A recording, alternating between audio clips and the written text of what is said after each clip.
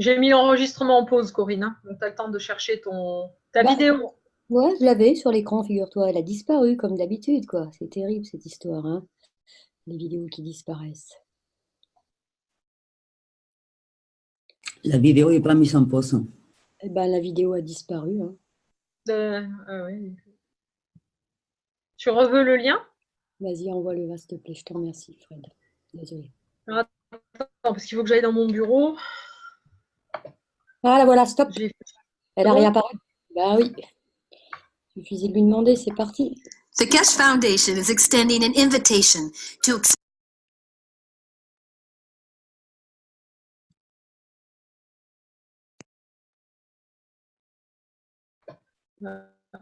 Corinne, tu fais la petite intro. Bonjour, nous sommes le… Donc, nous sommes le samedi 29 septembre 2018. Vous êtes dans le 4e atelier des jardiniers, atelier animé par Frédéric. Il y a déjà eu samedi dernier le numéro 1 sur le même sujet et elle va vous présenter donc la suite avec un petit résumé de ce que vous avez pu voir la semaine dernière. Et Fred, je te laisse la parole. Merci, Corinne. Bonsoir à tous. Vous venez de voir une petite vidéo. Je dis 2-3 petits mots sur la vidéo. En fait, c'est la vidéo d'introduction et de présentation sur les enseignements sur l'agriculture. Donc, cette vidéo invite tous les jardiniers, les agriculteurs, tous les gens qui travaillent en fait avec les plantes ou le monde végétal à rejoindre ces enseignements. Donc, pour rejoindre ces enseignements, il vous faudra d'abord devenir étudiant de la Keshe Foundation, signer le traité de paix et fournir un certificat ou une attestation comme quoi vous êtes bien agriculteur ou voilà, que vous travaillez dans le milieu des plantes. Donc, ce sont des cours privés sur l'agriculture. Voilà. Alors, voilà, comme Corinne vous l'a dit, là, on vous propose un petit résumé de ce que l'on a vu dans l'enseignement précédent. Mais vous pouvez aussi, j'aimerais bien que ce soit interactif si vous voulez bien, et si quelqu'un se souvient de ce qu'on a vu la semaine dernière et veut expliquer, enfin non, c'est pas la semaine dernière, c'est la semaine d'avant, et si vous voulez expliquer donc de quoi on a parlé et ce qu'on a dit, et puis éventuellement nous dire si vous avez mis des choses en pratique. Donc, je vous laisse la parole.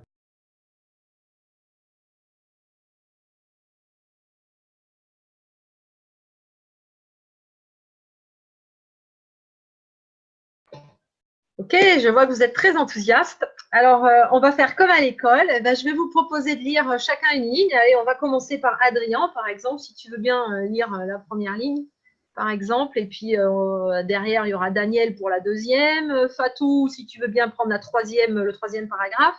Et Jean-Marc, le quatrième.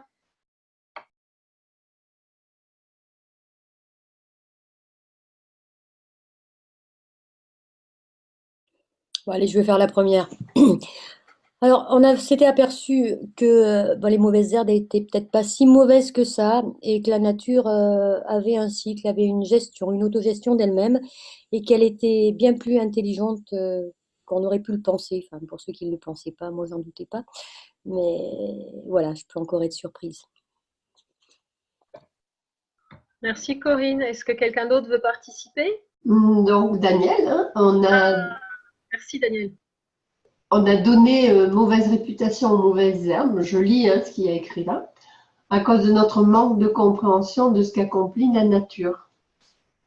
Ce qui explique les choses compliquées à laquelle on assiste sur l'agriculture actuellement, qui n'a rien à voir avec la réalité de ce que nous a donné la Terre. Et donc, c'est un beau cadeau d'imaginer qu'on puisse être à nouveau au sein de cette perfection que la nature nous a donnée, avec tout ce qu'il faut pour pouvoir obtenir ce que nous souhaitons. Voilà. Merci Daniel. Allez, Fatou, tu n'étais pas là. Mais… J'étais pas là la semaine dernière, mais si vous voulez, je peux lire. Merci Fatou. Je pense qu'il est temps de renommer les mauvaises herbes en herbes guérisseuses, puisqu'elles soignent la terre et sont également utilisées comme herbes médicinales pour soigner les gens et les animaux. Merci à toi. Pour une amatrice des plantes, j'en utilise quelques-unes.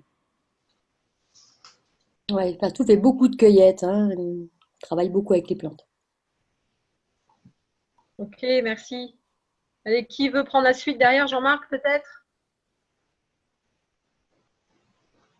Bon. Marc?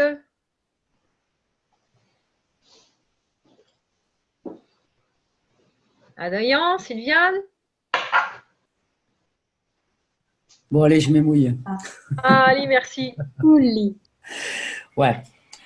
Alors, voilà quoi. J'aime bien que on n'appelle pas ça les mauvaises herbes parce que quand même c'est des simples, ils sont rien des mauvais quoi. Hein, donc les trois approches pratiques des mauvaises herbes qui est écrit en gros là, il faudrait les virer. Hein. Et puis bon, moi j'ai pas mis en pratique, mais je vais faire. J'ai écouté la vidéo qu'on a fait avec les Romains et je vais faire comme ils font là, avec les cendres, faire les ganses et tout ça, je trouve ça super intéressant. Quoi. Voilà. Okay. Merci, Edith. Pour pas lu la phrase, mais je vais la résumer. Souvent, la plante guérisseuse se trouve à côté de la maladie. Ça, on le dit bien. Dans la nature, quand il y a des orties, par exemple, vous allez trouver au-dessus un sureau. On sait bien qu'en frottant la piqûre d'ortie, le sureau va guérir. Et là, il faisait justement allusion aux plantes qui peuvent se trouver précisément à l'endroit où il y a quelque chose à soigner, avoir une maladie. Ça peut être dans le jardin d'un propriétaire de ce jardin même, d'ailleurs. Je ne sais pas si ça vous parle, si vous avez déjà entendu parler d'histoires comme ça. Moi, oui, en tout cas. C'est clair, mais il faut encore écouter les signes. Hein. Oui. Ou se renseigner sur ce qui peut nous soigner. Et souvent, on les trouve à côté. Hein. Il y a des plantes qui poussent à certaines périodes de l'année où on en a besoin plus qu'à d'autres.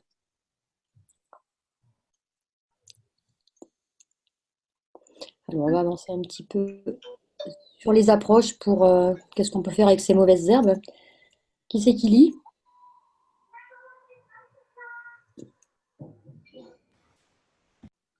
On se continue parce que si on passe la soirée. Je vais dire. Donc, qu'est-ce qu'on peut faire? On peut soit les faucher, les laisser au sol. Elles vont se décomposer et elles vont nourrir le sol, en fait. Hein. On peut récolter les variétés qu'on a identifiées. On peut en faire des ganses. On peut boire cette eau de ganse. On peut en arroser le jardin. En fait, le but du jeu, dans la nature, rien se jette, rien se perd. Tout se recycle à travers la nature. Donc, si ça vous gêne au jardin, parce que c'est le moment de semer autre chose, pourquoi pas? Si on ne les laisse pas, donc on les récolte, on garde celles qu'on sait reconnaître et qu'on sait à quoi elles servent. Les autres, si on en fait un ganse et qu'on arrose le jardin avec, la nature saura quoi en faire, il n'y a pas de souci, de la même façon que si on les laisse au sol. Et si vraiment ces herbes vous dérangent, on peut toujours les couper, les brûler si on ne veut pas qu'elles repoussent. Peut-être c'est un peu dommage, mais bon. De toute façon, on gardera le champ énergétique, le champ magrave, en les brûlant à travers le carbone et le champ du carbone qui sera en mémoire avec cette plante. Voilà, après commencer à comprendre, à rechercher, voilà. Donc commencer à regarder c'est vrai, avant de faire un jardin, il faut qu'on regarde comment ça se passe dans le jardin, qu'est-ce qui pousse, pourquoi ça pousse là, qui pousse à côté de quoi. Et souvent il y a un intérêt à ce que cette plante pousse à côté d'une autre, soit parce qu'elle se sent bien, soit parce qu'elle s'auto-soignent l'une l'autre. Elles interagissent entre elles, hein, bien sûr. Et attends, une petite chose là. Il dit si vous ne voulez pas vraiment de ces herbes, vous coupez les, brûlez-les et tu fais quoi avec les cendres? Tu les mélanges. Tu les répands dans les jardins, mais fais ça avec les ronces, ça ne marche pas quoi. Bah si, parce que c'est leur champ en fait. Tu vas quand même conserver leur champ magrave, tu vois, même si elles sont à l'état de cendre. Donc il y a la mémoire de la plante dans cette cendre. Tu peux faire un lance avec la cendre si tu veux, hein, de cette plante. Et tu récupères en fait tous les acides aminés qui étaient contenus dans la plante, en plus du carbone, donc lorsque ça a brûlé. Et du coup, tu vas nourrir le sol. Ouais, mais fais ça avec des ronces. Bah, c'est pareil, elles vont se transformer en acides aminés, et ça revient de la matière organique. Je suis sceptique. En fait, le but du jeu, la nature l'a placé là, a placé ce champ-là. Oui, et décidément, les ronces, ils sont là, c'est les précurseurs de la forêt. Quoi. S'ils commencent à avoir des ronces, ça veut dire qu'il y a une forêt qui les émettre. Alors, ce qu'on nous a expliqué dans l'enseignement donc la dernière fois, et que les mauvaises herbes, c'est les premières à apparaître, les premières à pousser. Elles poussent très rapidement, elles se ressèment très rapidement. Parce que leur rôle, c'est de venir nourrir le sol.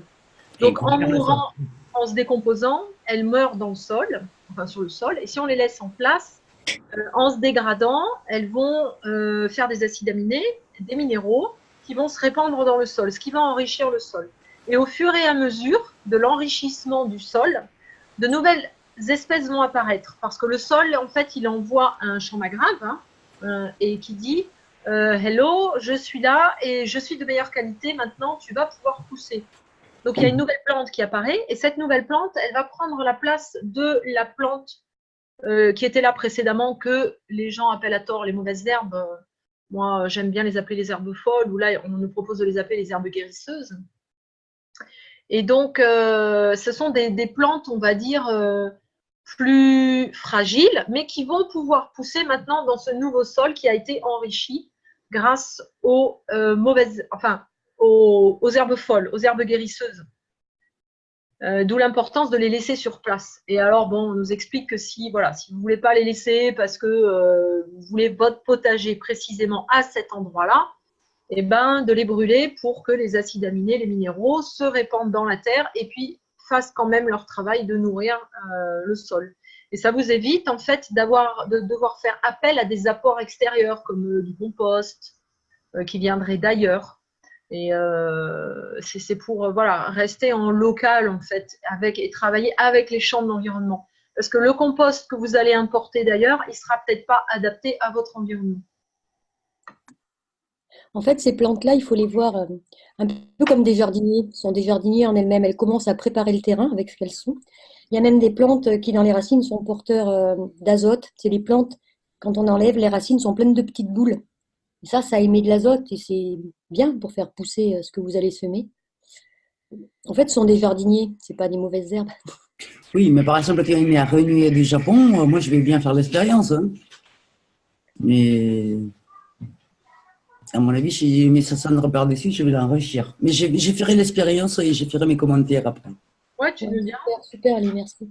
Après, les Roumains, dans leur enseignement, nous ont appris que eux, ils mettent, alors, à l'automne, ils mettent du CH3 dans la terre. Et au printemps, ils brûlent tout ce qui est feuilles mortes, branchages, toutes ces petites choses-là, ils les brûlent. Ça fait de la cendre. Ils ajoutent du CO2, du magnésium et ils mélangent ça à la terre. Et ils ont des super résultats. Voilà. Vous pourrez relire, on en a parlé dans la KF Plasmata Newsletter, là. Vous pourrez le relire. Il y aura un résumé de l'enseignement qui a été fait avec les Roumains. Vous en apprendrez plus pour ceux qui l'ont loupé dans cette newsletter qui ne devrait pas tarder à sortir. Est-ce que je pourrais te poser une question au sujet du magnésium? Quel magnésium faut-il mettre dans la terre? Parce que on m'a dit en ce moment, les plantes manquent beaucoup de magnésium à cause de l'été très chaud que nous avons eu. Alors moi, j'avais acheté des bâtons de magnésium. Après, tu peux très bien prendre du magnésium que tu prendrais à la pharmacie de bonne qualité ou au magasin bio, par exemple. Oui. Et tu le mélanges. On avait parlé de thé blanc, mais ça coûte un argent fou, quoi. Ah, ça, je ne sais pas. Le thé blanc, ça fait un magnésium immédiatement. C'est métabolisé immédiatement par les plantes parce que c'est une plante qui est remplie de magnésium. Seulement, quand je l'ai demandé, ça coûte très cher, quoi. Donc, si le jardin, il en faut beaucoup. Ça coûte très cher. Ce que tu peux faire, c'est en faire un ganse et il va être illimité, ton ganse. Ah oui, ça c'est illimité. Ton ganse, tu vois. Ouais. Ganse de thé blanc. Si ça te parle, le thé blanc, c'est le thé blanc, oui, il y a beaucoup de magnésium dedans pour. Ouais, c'est très intéressant. Merci beaucoup. Ouais, c'est une très bonne idée. Fais un ganse avec le thé blanc. Et comment on fait le ganse alors avec le thé blanc comme un ganse de plante. Oui, mais j'en ai jamais fait. Bon, je suis désolée. Alors, moi, pour faire un ganse de plante, tu as plusieurs solutions. Soit tu nanocotes ta plante à la soude, ça me plaît pas trop. Ah ouais. Mais tu peux faire ça.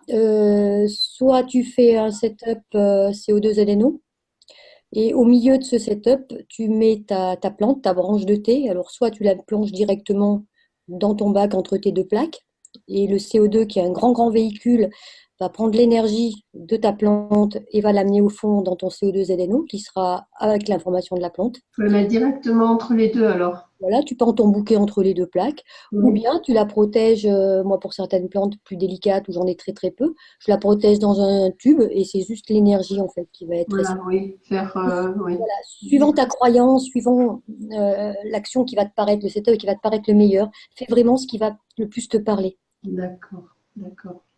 Tu vois? Merci ouais, pour l'idée. Parce que c'est vrai De toute façon, vous pouvez aussi vous pouvez la mettre juste au-dessus du bac aussi si vous ne voulez pas la plonger dedans. Moi, quand je fais un CO2, je mets toujours un brin de lavande au-dessus. Effectivement, on peut aussi faire ça. Et l'autre méthode, si tu n'as pas la possibilité, par exemple, de faire du ganse de CO2 chez toi, c'est que tu trouves quelqu'un qui t'en donne. Et tu peux, après, tu prends de l'eau de ganse de CO2, tu la mets dans ton blender avec ta plante. Tu mixes le tout pendant 24 heures. Là, tu le laisses dans le blender. À chaque fois que tu passes devant, tu appuies sur le bouton. Et puis après, tu filtres et tu gardes donc l'eau. les liquides ou les nanoparticules. Ce qui est trop gros et qui ne passe pas dans le filtre, et ben, tu peux faire une petite boulette et la mettre dans ton compost, par exemple. Et tu auras donc de l'eau de ganse de thé blanc. CO2 plus ce que tu auras mis dedans. En source de magnésium pas chère et facile, il y a la banane. Ah oui.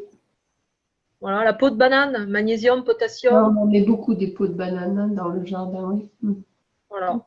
D'accord, merci. Ouais, mais faire un ganse, ça renforce tout, quoi. Oui, Voilà. c'est bien. Moi je pense que le magnésium, il faut le faire en ganse. Enfin, moi c'est mon avis, hein. Mais Oui. tu peux prendre du magnésium pur, hein, soit un sel de Schussler, soit du magnésium en ampoule. Ça existe, hein. Moi, j'ai des ampoules de magnésium avec lesquelles quand tu les mets dans le CO2, déjà, c'est. Voilà, si elles peuvent métaboliser ça, quoi. Mais si tu as envie de faire avec le thé, fais avec le thé, par contre. Il faut juste voir ce que la plante est capable de métaboliser correctement. Bah, si tu le sens, si pour toi, c'est juste, Voilà. fais ce qui est juste pour toi, quoi. D'accord. C'est très, très important parce qu'en fait, tu ne mettras pas la même énergie non plus dedans. Absolument. Merci beaucoup. Faites-vous confiance, surtout, c'est important, ça. Et puis, vous avez du ressenti, vous ressentez, n'ayez pas de doute sur vous-même.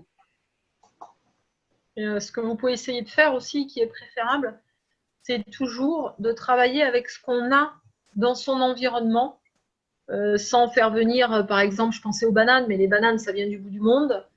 Peut-être que le thé blanc, il viendra de loin aussi. C'est vraiment d'essayer de trouver à côté la plante qui contient, par exemple, du magnésium. Alors, je ne sais pas de mémoire s'il y en a dans les orties ou pas. Oui. Voilà. Et ben, s'il y a du magnésium dans les orties, vous faites un ganse d'ortie. Et là, Dans l'ortie, il y a beaucoup de silice. Et ça, Il y a énormément de silice et de zinc dans les orties. Donc, c'est de toute intéressant. façon, les orties, c'est bon pour tout. Voilà. Et si vous en avez dans votre jardin, bah, faites du ganse avec ou les pissenlits. Voilà, ces herbes qui sont très très riches et qui ont plein de choses à nous apporter. Puis moi, ce que je fais bien aussi, je fais des synergies des fois de plantes. Donc, ça peut être une ortie mêlée à autre chose. Tu vois, tu peux faire une synergie de plantes. C'est vrai que la silice, parfaitement comme la prêle, dans la prêle, il y a beaucoup de silice. Ça peut effectivement rééquilibrer le magnésium parce que la silice, c'est quelque chose qui appelle le magnésium dans la biologie. Donc, en fait, ça peut marcher. Voilà. Tu peux mélanger hein, les plantes. Ouais. Et si vous voulez, comme ça fait partie déjà de l'environnement du jardin, il y a fort à parier que l'interaction, elle sera plus facile, elle se fera plus vite et ça réagira mieux. D'accord. Et ben peut-être on passe à la diapo suivante. S'il n'y a pas de questions, avec plaisir. Il y a des questions? Eh bien, on y va. Voilà. Alors, comme d'habitude, semaine débordée, je n'ai pas pu préparer à l'avance. Donc, enfin, j'ai écouté quand même le document. Du coup, je vais pouvoir, ça va aller assez vite au niveau de la traduction. Alors, aujourd'hui, on va parler du ganse de CO2 et on va voir pourquoi ça fonctionne. On va vous expliquer ça comme une évidence.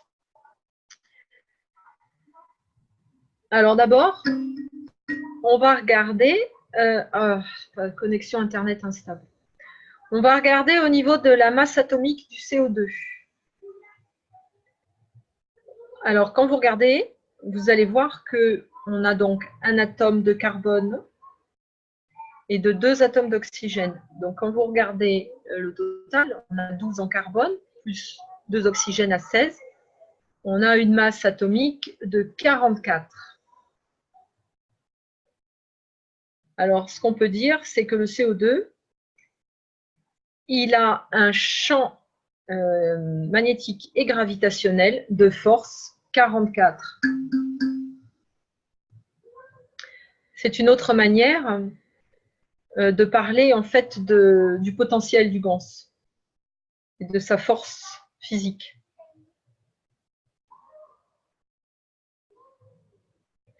Alors, quand on regarde, il y a un problème avec la diapo. Est-ce que on peut peut-être passer à la suivante, voir? Ah voilà, ça a été coupé. Merci. Avec plaisir. Alors, quand on regarde au niveau de la structure moléculaire de ce qui compose les animaux, les plantes et les humains, on note que c'est composé de carbone, d'hydrogène et d'azote. J'ai oublié l'oxygène. Et vous constatez que c'est un pourcentage de quasiment 76. Alors, ces ratios vont varier d'une plante à une autre, mais c'est la guideline générale. Quand vous regardez les humains et les animaux, on est aussi composé d'oxygène, de carbone, d'hydrogène et d'azote à 96% environ. Et on est tous faits comme ça.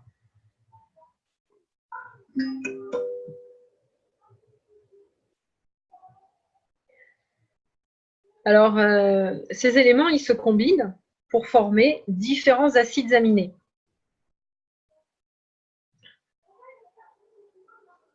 Quand on regarde la structure de l'acide aminé,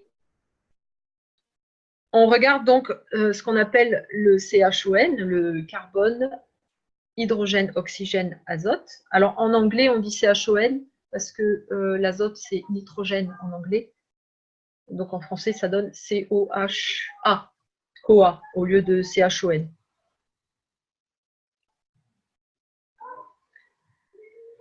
Alors, ils se combinent pour former différents acides aminés et protéines dans le corps de la plante et des animaux. Donc, quand vous regardez, on a le CO2.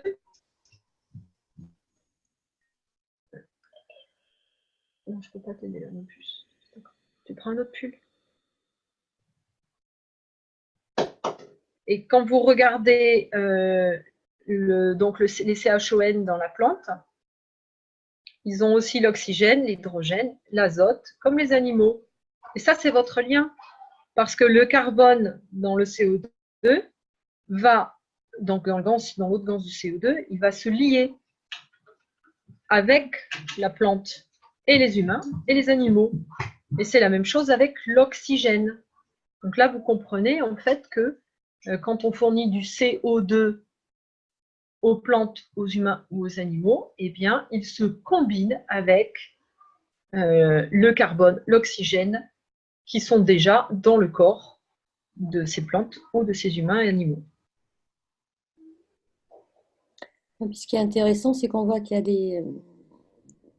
des masses différentes, en fait. C'est pour ça qu'il y a un échange qui va se faire. Vous voyez, l'oxygène de la plante, elle est à 45, celui de l'animal, il est plus élevé. Celui de l'homme, on ne l'a pas là, mais il est encore différent. Et l'interaction va se faire grâce à ces différences de masse atomique, en fait. On a toujours vu ça, qu'il fallait des différences de gradient. Hein.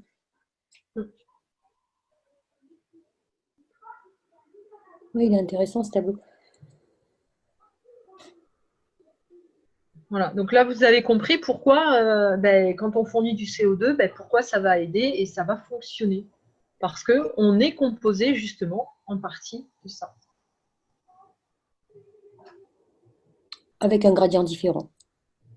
Alors, quand vous regardez la force du champ du CO2, qui est donc de 44, et que vous comparez avec un acide aminé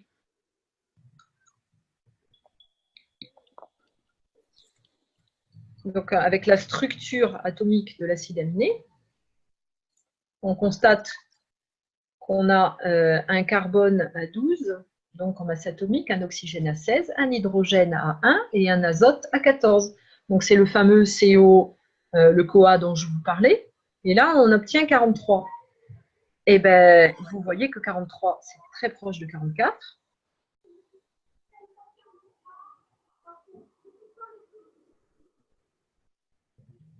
Donc, vous pouvez voir que le CO2, avec le champ Magrath de 44, va parfaitement se combiner avec le champ de force de l'acide aminé basique de 43.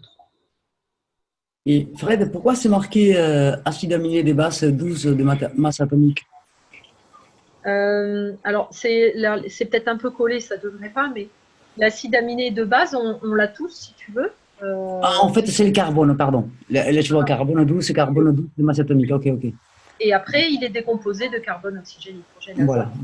Pardon. Et après, voilà, le carbone, il est 12, mais en fait, l'acide aminé de base, il est de 43. Voilà. Et ça matche parfaitement, quasiment, avec. C'est quasiment la même chose. Hein. C'est pour ça que ça s'assemble bien. C'est au niveau. Vous connaissez peut-être. Bon, ceux qui sont dans les technologies cache depuis longtemps, ils connaissent le tableau le tableau périodique des éléments. Et dans ce tableau périodique des éléments qu'on a recensés sur Terre, eh bien, on a des masses atomiques, c'est-à-dire des poids moléculaires. Et alors, par exemple, si vous prenez un atome d'hydrogène, c'est 1. Si vous assemblez, que vous mettez côte à côte 16 atomes d'hydrogène, bah, ils se combinent et ils deviennent un oxygène. Si vous mettez 14 atomes d'hydrogène les uns à côté des autres, ils se combinent et ils deviennent un azote. Et ils ne deviennent pas vraiment un azote, ils deviennent l'équivalent de la masse atomique d'un azote.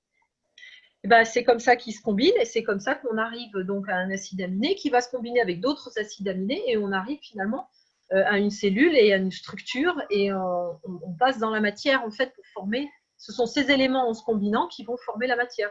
D'où l'apparition de la vie dans les eaux. Il y a très longtemps de ça. Je ne saurais pas vous dire combien de millions d'années, mais voilà, on est au départ de la vie là en fait. Et ça, c'est intéressant de comprendre ça, parce qu'on s'aperçoit qu'avec une masse atomique équivalente, même si ce n'est pas la même molécule, on peut jouer comme si c'était cette molécule-là. Tout à fait. Voilà, et c'est ça qu'il faut comprendre aussi dans le. Je rebondis là-dessus, hein, c'est un petit peu hors sujet, mais dans le tritium, hein, quand on fait le H3 dans le bocal, quand on a du CH3 et qu'on le transforme en H3, on n'a pas du tritium, bien évidemment, mais on a la masse atomique qui équivaut au tritium. Donc, c'est comme si on l'avait au niveau masse atomique, hein, mais pas au niveau molécule. Et d'ailleurs, M. Kesch, il avait, je me rappelle toujours, il a dit une phrase, alors je ne saurais plus exactement, mais ça voulait dire en gros que ça fait des années et des années que les scientifiques s'embêtent à vouloir faire de l'or en additionnant ça, plus ça, plus ça, alors qu'il est si simple d'enlever un atome au mercure, qui est très proche en masse atomique, et quand vous lui enlevez un atome, eh ben, vous obtenez de l'or. Et il a dit que c'était bien plus simple d'enlever un atome au mercure que d'essayer d'additionner ceci, cela et encore ça.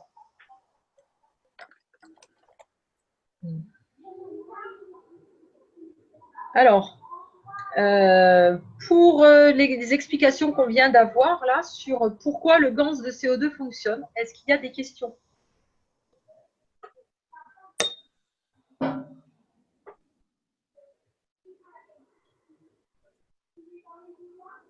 Ok, bah écoutez, s'il n'y a pas de questions. Bonjour à tous. Je me demande l'oxygène est du E et dans le réacteur du E, oui, ça. J'écris. Balice, bonsoir.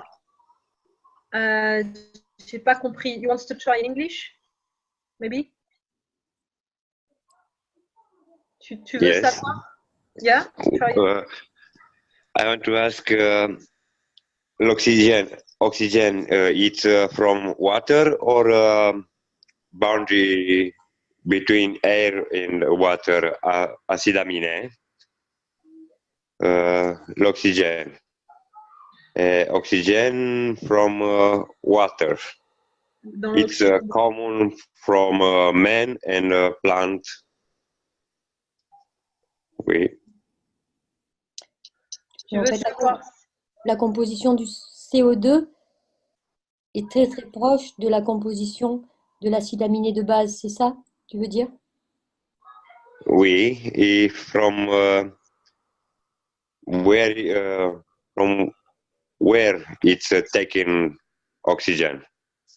Il veut savoir d'où vient l'oxygène, s'il vient de l'eau. Alors, You mean Oui. creation of gas? You want to know if oxygen comes from water or the environment? Yes, this is a question. Yeah. Thank you. Donc, il veut savoir si l'oxygène, en fait, qui est dans le bac de gants d'eau de CO2, s'il provient de l'eau ou de l'air. So, in what I believe, oxygen is coming from the water and carbon is coming from the air. en fait, Because it's different. je répondrai que peu importe. Quand on fait un setup de CO2, on crée entre nos deux plaques de cuivre nano transformé et de zinc, la masse atomique, la différence de la masse atomique crée entre les deux plaques un aimant à CO2. Wait. So Corinne is saying that when you are making your GANs, you have a carbon plate and you have Un a autre zinc plane. Et après, alors je me rappelle plus ce que tu as dit. Elle fait des petites phrases, moi j'oublie. Alors, on va se la refaire. Donc, Refaites- Don't worry. You can Refaites- speak in French, I understand, but it's very difficult for me speaking in French. okay. Remember how to speak. Il comprend le français, donc j'ai pas besoin de traduire. Oui. Corinne, Frédéric, bonsoir à tous. Bonsoir, Adrien. C'est une relation extraordinaire pour CO2 et acide amine de base pour le plant. C'est une relation extraordinaire que vous dire dans ce soir. Merci beaucoup pour ça. Merci à toi. C'était bien. Tu as eu la réponse à ta question. Je ne sais plus la personne qui parlait avant. C'est Balice. Balice, tu peux redessiner ton bac, Fred, s'il te plaît? C'était pas moi qui dessinais. Ah, C'est Lee, peut-être? Non, non. Non, c'est vrai, qui dessine alors? mais moi, je sais pas, noter, il faut prendre quoi là? La souris, Qui c'est qui est en train de dessiner? Ah, c'est beau ça. Qui c'est qui dessine? C'est Balice? Oui, je suis. Voilà, bravo. Oui, c'est parfait, merci à toi. Donc là, on a le CU.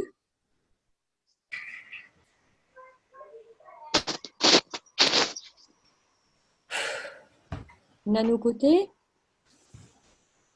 Là, on a le zinc.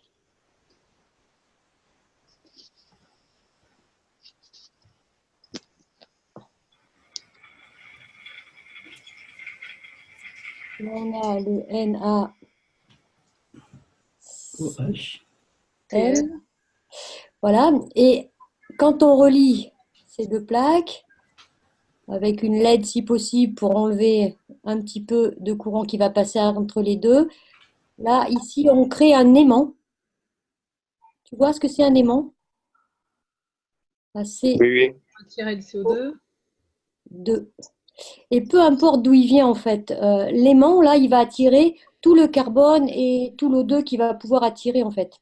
C'est pour ça qu'il ne faut pas mettre de couvercle sur un bac de gants. On voulait faire du CO2, c'est complètement aberrant. Oui. La personne n'a pas compris ce qu'elle fait. Ça limite un peu la venue. Et donc là-dedans, on a du H2O bien sûr. Et voilà, c'est ce qui manquait, H2O. Dans le NaC. Dans l'eau. Excusez-moi, c'est pas très bien écrit, mais bon, vous allez me pardonner, j'imagine. Hop, H2O.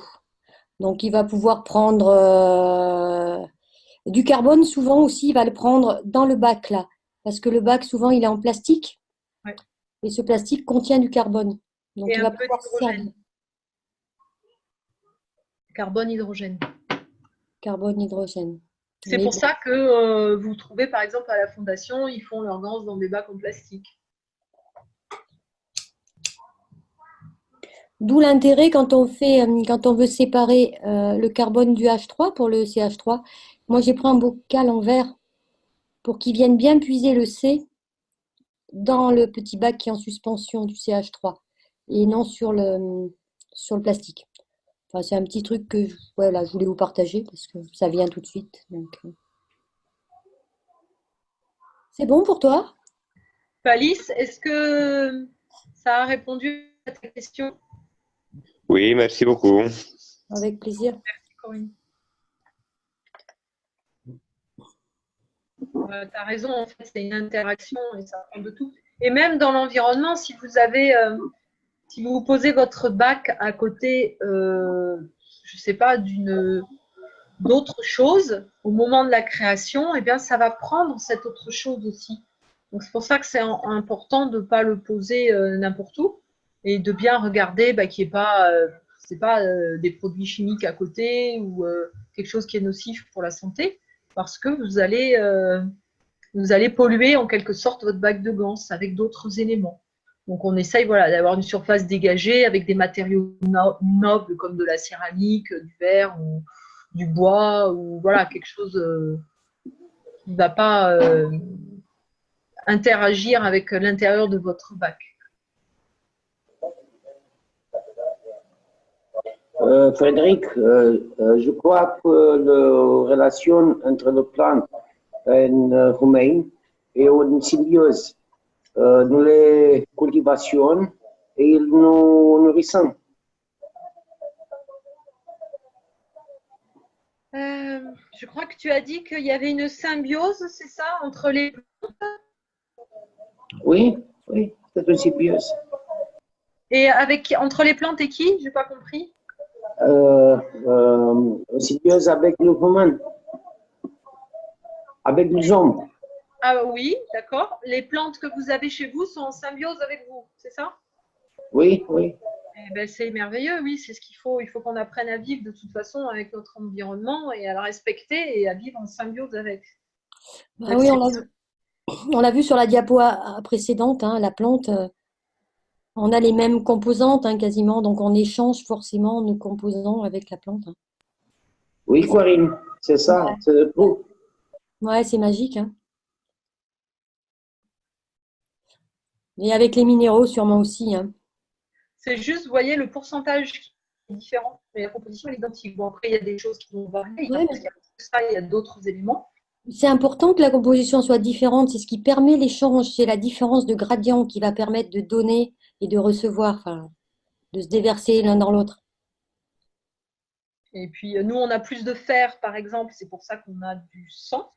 Et les plantes, elles ont autre chose, et c'est pour ça qu'elles ont pas Du magnésium. Les plantes, c'est du magnésium. Voilà, donc que c'est le magnésium qui fait le chlorophylle, ça je l'ignore, mais voilà, la différence, en fait, c'est que les composants qu'on a en différence, eh ben, c'est ce qui fait qu'on ne ressemble pas à une plante, mais à un humain. Exactement. Mais par contre, on a les mêmes composants, quoi. Et on peut très bien communiquer avec. Tout à fait, bien sûr. Parce qu'il faut voir la composante comme un champ Magrave, et on a les mêmes champs Magrave, on est sur la même vibration. L'oxygène, on le retrouve partout, quoi. Le carbone aussi. Donc pour résumer ça, on a dit que le CO2, le gans de CO2 avait quasiment la même masse atomique que l'acide aminé de base. C'est pour ça que le CO2 va pouvoir entrer en interaction et être bénéfique avec donc tous les acides aminés de base qui composent les plantes, les animaux et les humains. C'est ça, Fred? Ouais. Le résumé? Il y a d'autres questions? Ça, vous expliquer en fait que pourquoi le CO2 il va fonctionner. Pourquoi c'est une évidence en fait et il n'y a même pas à se poser de questions. Parce qu'à partir du moment où il contient du carbone et de l'oxygène, eh ben, il va se combiner avec les acides aminés. Et du coup, ça va fonctionner, que ce soit sur la plante, l'animal ou les humains.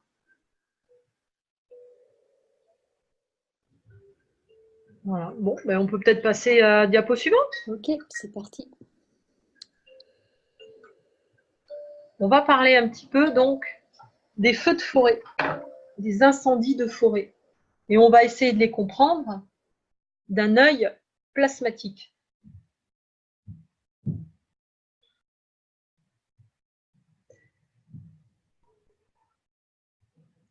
Alors, ce qu'on doit commencer à comprendre, c'est comment le plasma travaille. C'est la nature qui vous montre toutes les applications pratiques. Et quand on commence à vraiment regarder la nature et à plonger dans son fonctionnement,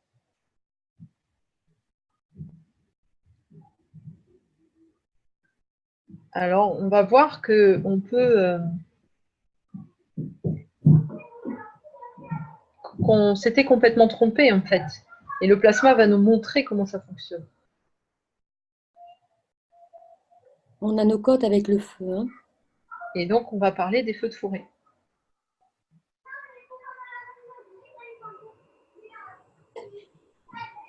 Donc, quand on a un feu de forêt, on voit toujours, après le feu, la végétation, mais vraiment une grosse pousse de végétation. Donc, quand le feu est là, il va tout brûler et les choses vont devenir noires. Et dans quelques temps après, il pleut. Dans les semaines qui suivent, il pleut. Et vous avez toujours une énorme pousse de plantes.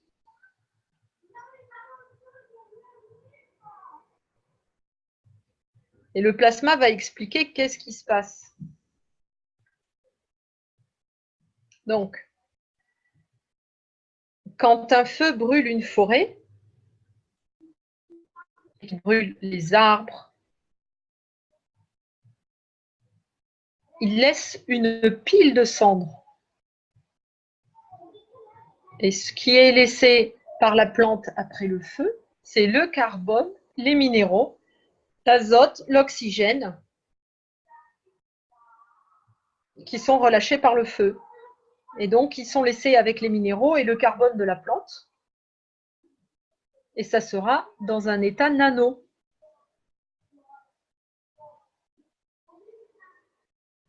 Ça sera sur le sol, comme vos cendres. Et puis, on a l'eau de pluie. Maintenant, l'eau de pluie va se mélanger avec les cendres du feu. Et comme on le sait, vous pouvez utiliser la cendre d'un feu comme de la soude caustique. Cela pénètre dans les couches supérieures du sol avec la pluie et vous créez une condition très alcaline dans les couches supérieures de votre sol. Cette condition très alcaline va réagir avec les minéraux qui sont déjà dans le sol en produisant des nanomatériels, des éléments additionnels. Vous comprenez, hein, c'est-à-dire que le nano qui a été produit pendant le feu, le nano des plantes, donc de tous ces minéraux qui sont à l'état nano, plus le carbone donc par le feu en lui-même, ça va se mélanger avec l'eau de pluie, ça fait quelque chose de très alcalin qui va imprégner les couches supérieures du sol. C'est le même processus que l'on veut réaliser quand on fabrique du ganse de nourriture. On doit créer les nanomatériaux avant que puisse on faire un ganse avec, et c'est ce que la nature fait quand elle crée des nanomatériels à travers la condition alcaline.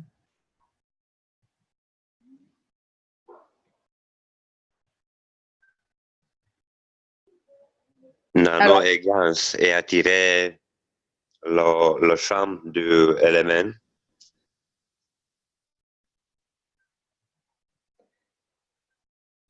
Moi, je n'ai pas entendu le premier mot, j'ai été coupée. J'ai entendu les champs d'éléments. Si, le champ des gans est champ pour créer un environment for these elements, carbone, azote, oxygène et minéraux. Tout à fait. Merci. Sorry. Okay. You're welcome. Alors, du coup, dans le sol, il y aura différents sels, du sodium, du potassium, du magnésium et différentes combinaisons. Donc, on a ces nanomatériaux avec différents sels dans le sol avec de l'eau de pluie.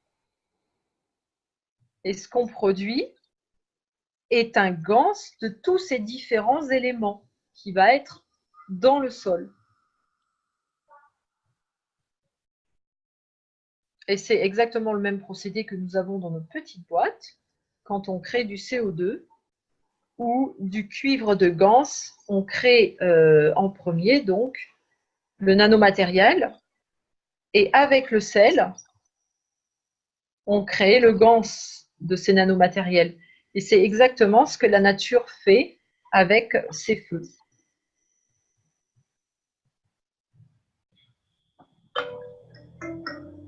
C'est très interpellant parce qu'il se passe exactement la même chose que dans la boîte lorsque l'on a nos codes du fil de cuivre.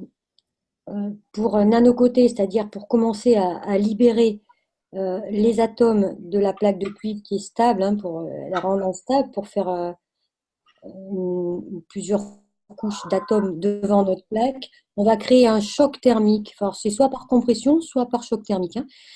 Et là, il se crée vraiment un choc thermique. Donc, ça commence à nanocoter. C'est la même chose que dans la plaque. Hein, avec la soude caustique, on crée le choc thermique. Là, on ne le crée pas avec la soude, mais on le crée avec le feu.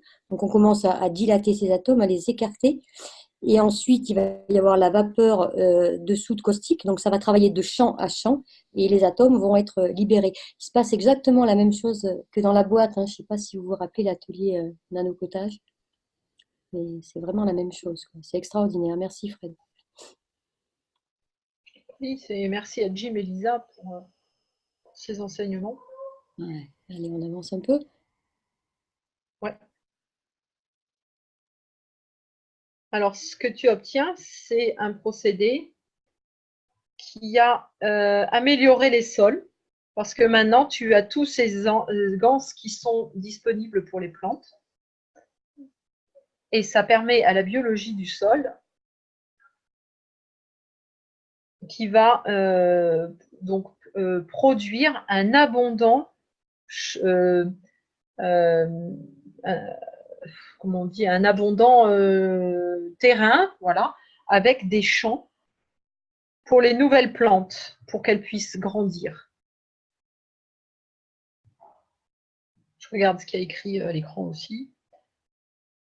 Alors, quand tu as cet énorme terrain de différents matériaux dans ton sol, donc quand tu parles des différents matériaux, c'est tout ce qui est les sels dont on a parlé, plus les acides aminés, les minéraux, qui ont tous été en état de ganse et qui peuvent produire ces champs. En addition, en plus de l'eau de pluie, on a aussi ajouté des champs donc d'hydrogène, non pardon, de azote et d'acides aminés qui viennent avec l'eau de pluie, qui s'additionnent à la pousse de la plante. Donc c'est un nouveau, c'est une, pardon, pas nouveau, mais c'est une autre manière pour la plante, non, pour le sol, de restaurer la balance pour permettre la pousse de la plante à travers ou grâce au feu. Ouais, ça recrée complètement un environnement différent, quoi. Et ça permet, c'est là qu'on a une pousse très importante dans donc les forêts qui ont été brûlées par le feu. Parce que vous avez plein de minéraux disponibles et que la plante, elle peut les utiliser. Ils sont nombreux, différents et ils permettent la pousse. Parce qu'il y en a assez, il y a assez de nourriture que la plante peut utiliser. Ça vous donne une compréhension différente et ça explique, quand on commence à regarder d'un point de vue plasmique, on peut comprendre ce qui se passe dans la nature réellement. Voilà. Ça nous permet d'avoir un autre regard maintenant sur les incendies de forêt quand même. De plus voir l'aspect catastrophique de la chose, mais de voir l'aspect régénérateur, quoi, quelque part. Ouais, c'est comme une RAZ, mais avec tout le potentiel d'une nouvelle renaissance. Tout à fait. Et c'est très amusant parce que j'ai lu il y a quelques mois de ça un genre de reportage qui expliquait que en fait la nature, cycliquement, il y avait des incendies qui n'étaient donc pas forcément d'origine humaine, mais c'était des cycles et que ça permettait la régénération de la nature. Et cet article que j'ai lu, il n'avait rien à voir avec la technologie du plasma. C'était absolument pas du tout du plasma, hein. Mais voilà, ça expliquait que la nature, elle se renouvelait par et grâce à l'incendie. Et que donc au fil des siècles, il y avait toujours eu des grands feux de forêt et c'est pour permettre une renaissance. Voilà. Oui, notamment par la foudre.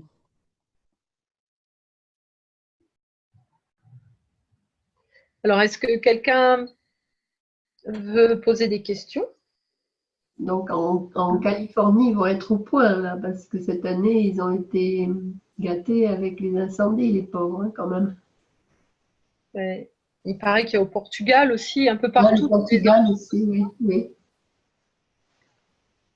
Donc après, ça va être magnifique dans tous ces endroits-là.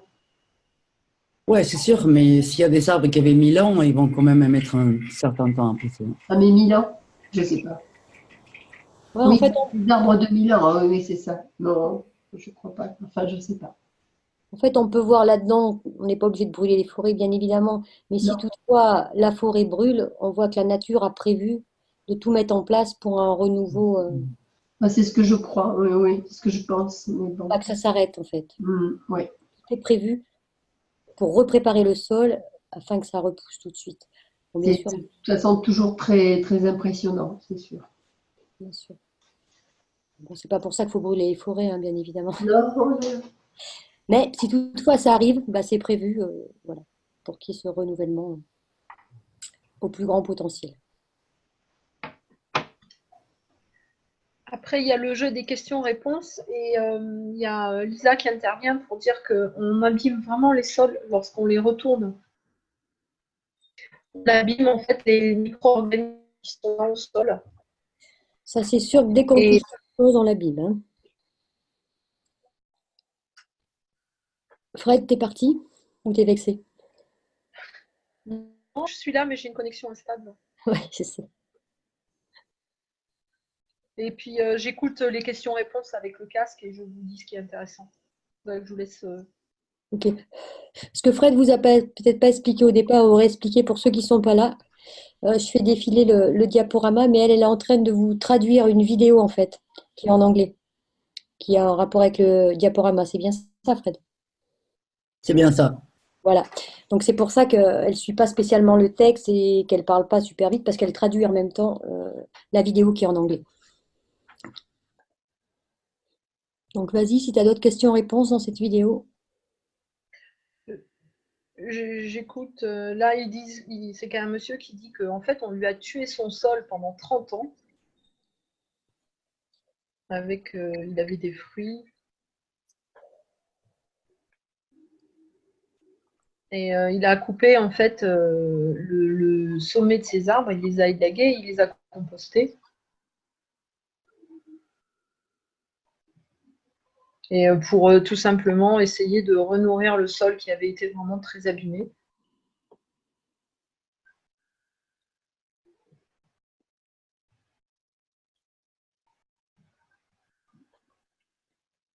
Et il y a Lisa qui lui dit que par exemple, si on met au moins 20 ou 30 couches de couverture sur le sol, mais de très bonne qualité, elle parle de compost, hein, de plantes.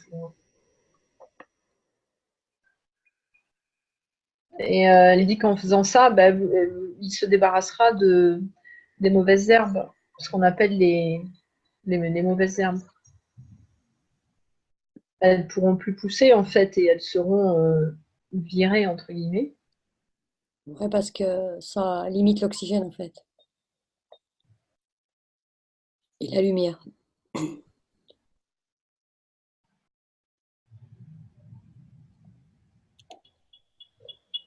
Mais je crois qu'il faudrait plutôt travailler avec ces mauvaises herbes plutôt que d'essayer de les étouffer. Il faut comprendre comment elles fonctionnent, c'est ça le problème. C'est ça la question. Et oui, c'est un petit peu comme nous, il faut comprendre comment on fonctionne. Lisa, elle a expliqué, alors si j'ai bien compris, que en fait, il y a beaucoup de gens qui veulent enlever les herbes qui poussent au pied de leurs plantes, de leurs arbres, en se disant que ces herbes, elles vont piquer la nourriture qui est dans le sol et que donc la plante ou l'arbre, il va en manquer. Et en fait, elle explique que c'est une croyance qui est erronée parce que c'est le contraire. En fait, c'est une symbiose entre eux et quand cette plante, elle va se dégrader, elle va nourrir l'autre plante. Bien sûr, parce qu'on connaît dans la technologie plasma et l'univers fonctionne comme ça. Le plus fort va toujours se déverser dans le plus faible.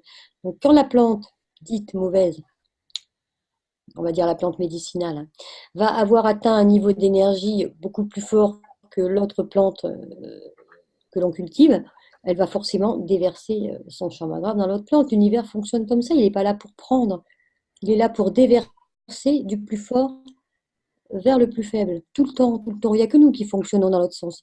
Et comment fonctionne dans l'autre sens? On a tendance à voir les plantes, ah ben elle va lui piquer son... Mais non, elle ne va pas lui piquer, elle va grossir, grossir, et pouf, après elle va se déverser dans l'autre, bien évidemment. On ne peut pas faire autrement. La nature ne fonctionne pas autrement. Et, les herbes guérisseuses, elles permettent en fait de fixer dans le sol tout ce qui est acides aminés et minéraux. Et c'est ce qui va permettre aux autres plantes de pouvoir pousser derrière. Et elle dégage énormément d'azote pour certaines. Et l'azote est important pour la pousse de la végétation.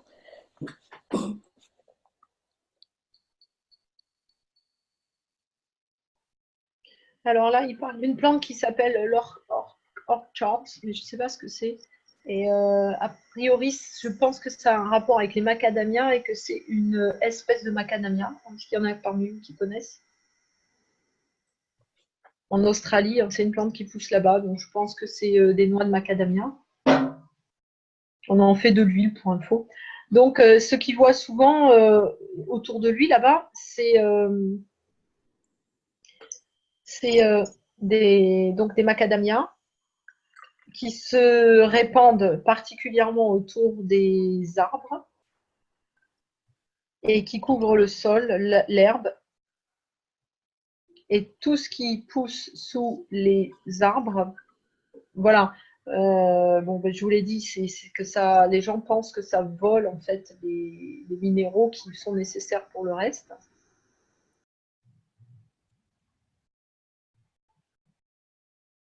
Et ils peuvent le regarder différemment. Et plus il y a une variété de plantes différentes et d'herbes autour de ces macadamias et autour des racines, mais vous pouvez très bien les enlever si vous voulez, mais il faut les laisser sur place pour que ça se décompose dans le sol. Vous aurez un herbe plus beau, des fruits plus gros. Et ça, c'est une approche totalement différente.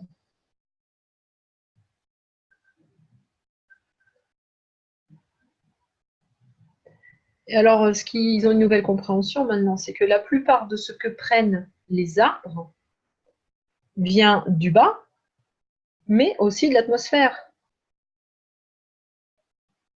Et la vieille manière biodynamique,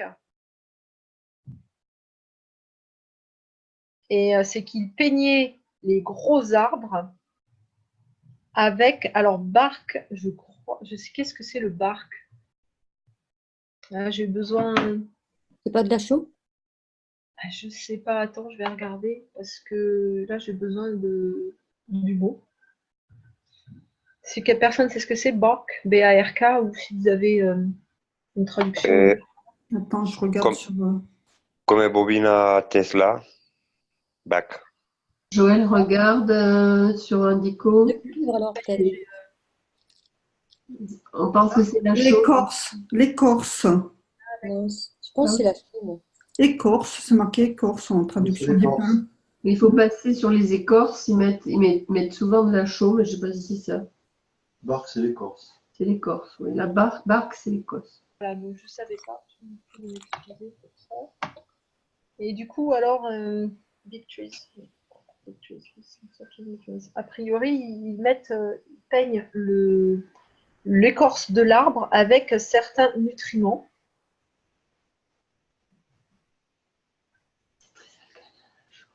Et ils disent que c'est bien et que ça leur apprend que si on produit aux branches, si on fait ça, on permet aux branches de commencer à créer du plasma, en fait.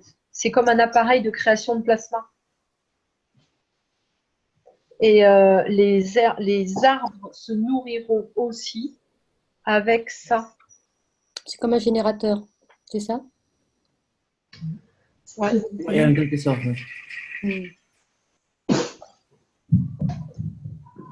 Ah, je sais. En fait, ils doivent peindre le tronc de l'arbre avec de l'eau de ganse. C'est ça. Voilà. Et comme ça, le tronc, l'écorce de l'arbre, elle devient un générateur en fait qui interagit avec les branches et ce qu'il y a dans le sol. Ouais, parce que l'arbre il doit respirer par le tronc, donc à travers l'écorce, mais elle doit avoir un rôle quand même, l'écorce important. Bah oui, c'est par là qu'il respire, là. Donc il respire, c'est comme si on respirait, nous, du CO2. Vous savez que c'est bien. C'est la même chose. Donc il va l'avoir par l'intérieur et par l'extérieur et ça va faire une interaction entre les deux champs, intérieur et extérieur. C'est comme si on lui faisait respirer en fait du CO2.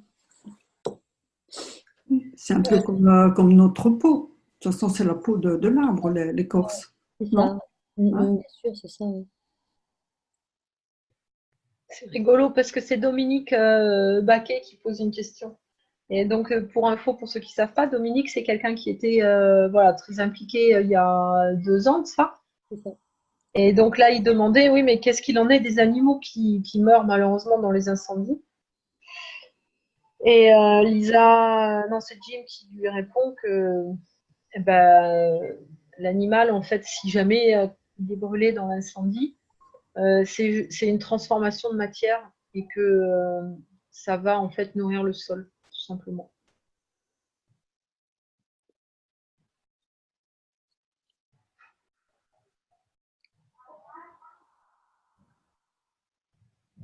Oui, chaque nanoparticule, en fait, est la même et la source avec l'information et tout le potentiel de ses mémoires.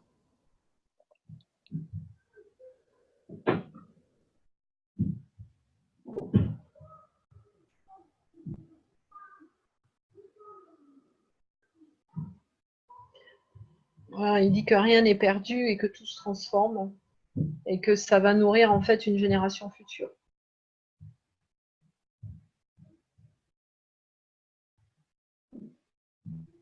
C'est quand même bien calé, hein, le projet de la Terre. Corinne, il y a d'autres diapos? Oui, bien sûr, mais Fred est en train de lire le. Oui, je me suis dit, nous aussi. Ok.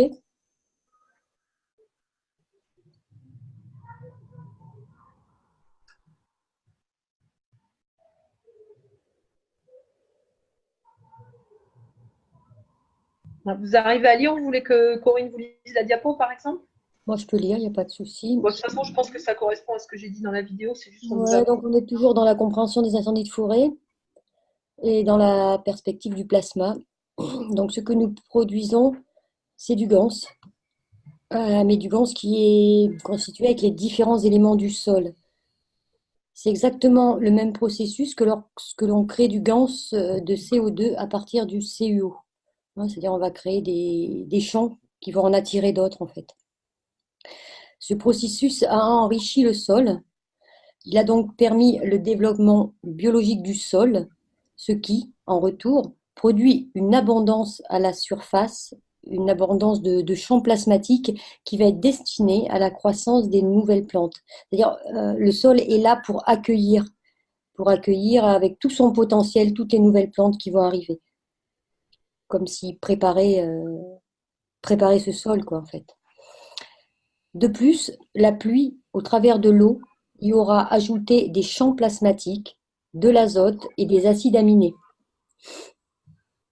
Donc en fait, ce sol est prêt, la pluie arrive et elle ajoute les acides aminés qui vont être le développement de la vie, l'azote qui vont leur permettre de pousser et tous les champs plasmatiques qui vont leur permettre de se créer, de créer leur forme. C'est clair, il y a des questions là-dessus? S'il parle du transfèrement des champs plasmatiques, old plant, transférer le champ plasmatique dans l'eau et de particules nano et gaz C'est ça. brûlées d'éléments C'est ça. Toute la mémoire est là. régénérés. C'est ça. Toute la mémoire est là en fait, mais sous forme plasmatique. Tout se mélange en fait et ça part dans le sol. Et ça fait de l'eau de ganse de tous ces éléments, de tous ces acides aminés, de tous ces minéraux, de tous ces sels. Tout ça va se mélanger dans le sol pour faire une eau de ganse qui va enrichir le sol pour permettre une nouvelle croissance de plantes. Voilà, mais on voit que tout est prêt, tout le potentiel est là. Il suffit juste que l'eau arrive, l'hydrogène, l'oxygène. Et elle traîne aussi avec elle des acides aminés et de l'azote, bien sûr. Et la vie repart en fait. C'est comme une nouvelle vie, c'est ce qui a dû arriver, j'imagine, à la création de la vie sur la planète. On peut passer à la diapo suivante, Corinne. C'est parti. Voilà, c'est question-réponse. Ceci est la manière dont la nature restaure l'équilibre. Donc les questions et les discussions. Il y a des questions sur tout ça? Fred va compléter avec celle de la vidéo, j'imagine, en anglais. Non, parce que les questions sont finies et là, c'est la partie suivante. Donc, moi, je voulais demander, il est 21h10, si vous vouliez passer à la partie suivante ou si vous vouliez la garder pour la prochaine fois. C'est vous qui choisissez. Sachant que je n'ai pas écouté la partie suivante, donc la traduction sera peut-être moins rapide que là, parce que j'avais déjà écouté 2 fois, donc je savais, voilà. Eh bien, ça serait bien pour la prochaine fois, alors. Même pour la prochaine fois. Ouais. Oui, elle n'a pas envie d'écouter les hésitations.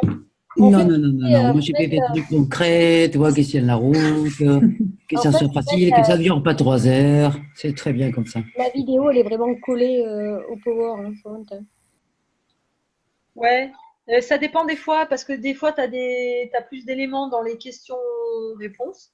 C'est vrai. Après, si vous me dites que ça vaut pas le coup d'écouter, que le PowerPoint, il est suffisant. Non, on n'a pas dit ça. Les questions-réponses sont intéressantes, bien sûr. Voilà. Et puis, je trouve quand même qu'il donne plus d'explications quand il lit le PowerPoint, il le lit avec sa compréhension et donc il ajoute quand même, moi, je trouve, plus d'informations. Mais bon, c'est vrai que là, j'ai pas du tout lu le PowerPoint, je me suis concentrée sur la vidéo et du coup, je sais pas si ça collait avec ce que je vous ai dit. Si c'est exactement la même chose, c'est vrai que c'est peut-être pas la peine. Non, c'était très bien. C'est parfait, Fred. Ça complète bien, oui. Mais déjà, il y a beaucoup là sur ça. Vous arrivez à faire la relation à ce qu'on fait dans les bacs, les ganses, et ce que fait la nature d'elle-même? Ouais. Vous faites bien le lien? Ouais. Et moi, je trouve que c'est super intéressant, même si c'est des choses qu'on a déjà pressenties ou qu'on en a déjà entendu parler, parce que pour les gens qui font de la plasmaculture, on connaît déjà tout ça. Mais là, ça nous l'explique en fait. On savait déjà que les mauvaises herbes, elles n'étaient pas mauvaises et qu'elles étaient très bien. Mais là, ça nous explique vraiment pourquoi et qu'est-ce qu'elles apportent à l'environnement. Et ça, je trouve ça passionnant. Pareil pour les feux de forêt. Je vous le dis, moi, j'avais déjà lu un article là-dessus qui disait que c'était la terre qui se régénérait. Mais là, ça explique pourquoi. Et donc, ça apporte c'est comme des pièces de puzzle qui s'assemblent. Et c'est vraiment extraordinaire. Ça explique pourquoi et ça explique aussi comment elle fait. Et on s'aperçoit que c'est exactement ce qu'on nous fait faire dans les bacs, quoi.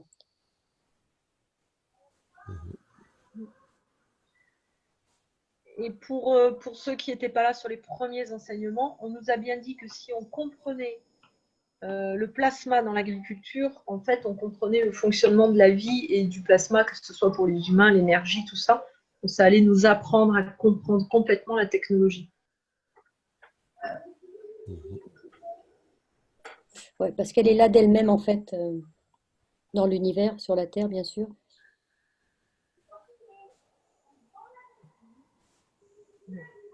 Et la technologie cache, en fait, c'est ce qui se passe tous les jours autour de nous dans notre quotidien, hein. Mais on ne le voit pas toujours, bien sûr. Et ça nous apprend à poser la conscience dessus.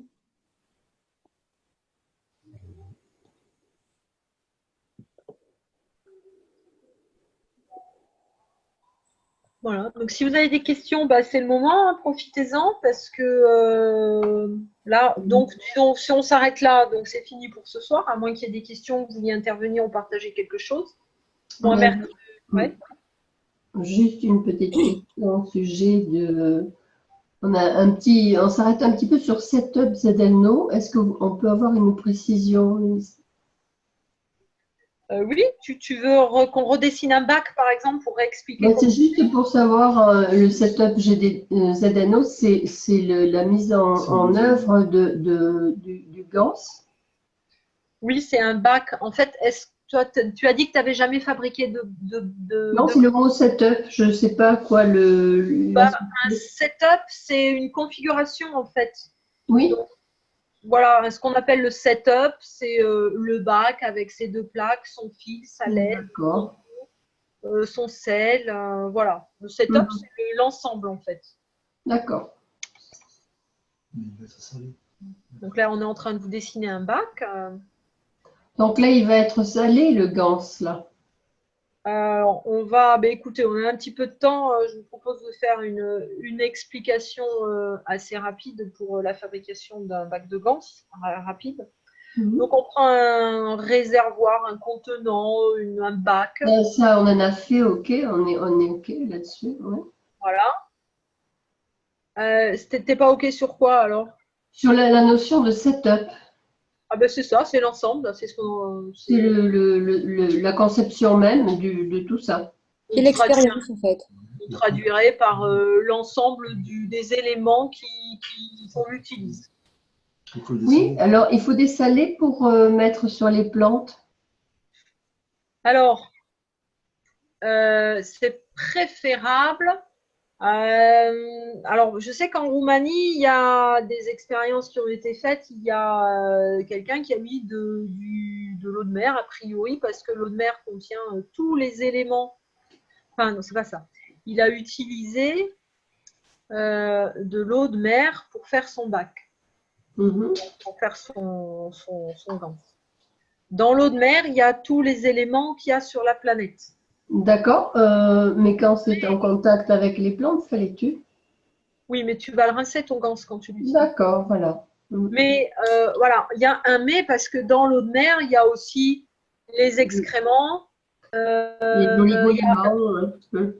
il y a d'autres choses. Donc, est-ce qu'on a envie de ramener ces autres choses dans ce qu'on va produire? Ben là, c'est à vous de voir. Hein. En tout cas, les Roumains, ils ont fait des expériences, ils ont très très bons résultats. Et ils utilisent du magnésium, du zinc, du CO2 et du CH3. D'accord. Ça paraît logique. Les plantes manquent souvent de magnésium. D'accord. Donc il faut le rincer. Le rincer. Ouais, le rincer. Le gaz qui est en bas, c'est pas du gaz de plante, c'est du gaz de...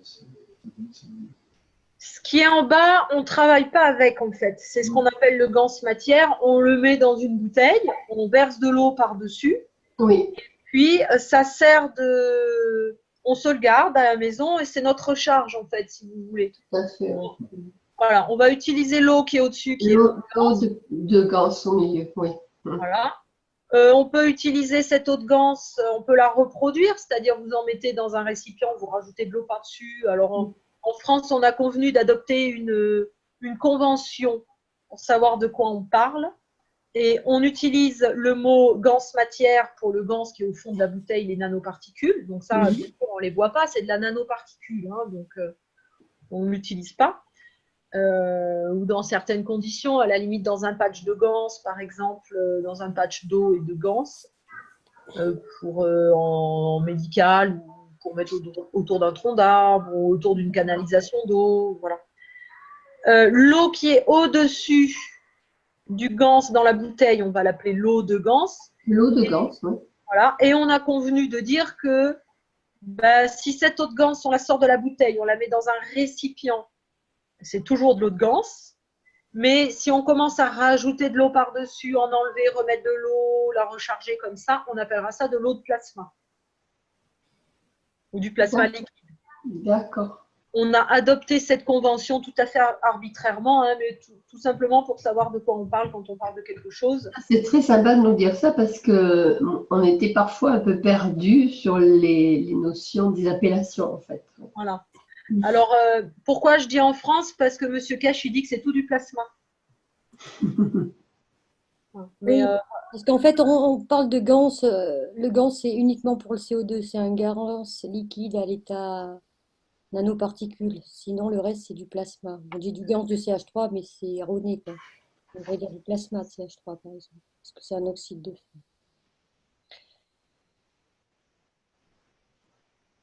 Voilà, et ça, c'est le liquide plasma. Donc, pour le dessalage, moi, personnellement, le NaCl, je l'utilise à 0,9%, ce qui est la salinité du corps humain. Voilà. Donc, quand je retire uniquement le plasma et que je vais rajouter de l'eau dans ma bouteille, j'estime qu'il va faire de mal à personne. Ce n'est pas la petite quantité de sel qui va rester qui va pouvoir faire du mal, quoi. D'accord. Moi, je ne rince pas mes ganses. Après, si je me sers éventuellement du liquide plasma qui était au-dessus du ganse, en règle générale, j'extrais d'abord tout le liquide plasma, là. Ça, je l'extrais pour le mettre dans un pot à part. Et le ganse, je vais le mettre au fond là, de ma bouteille.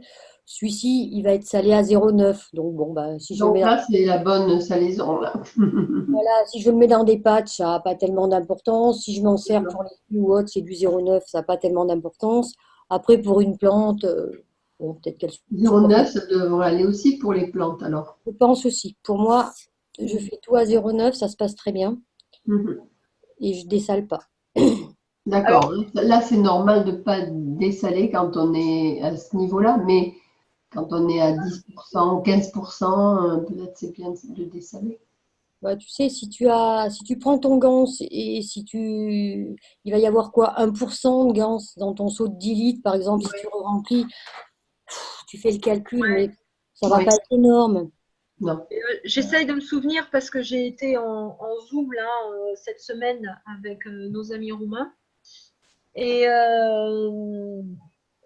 j'essaye de me rappeler. Alors, on a parlé justement du sel dans les bacs d'eau de ganse, des bacs de CO2 qui étaient à destination des plantes.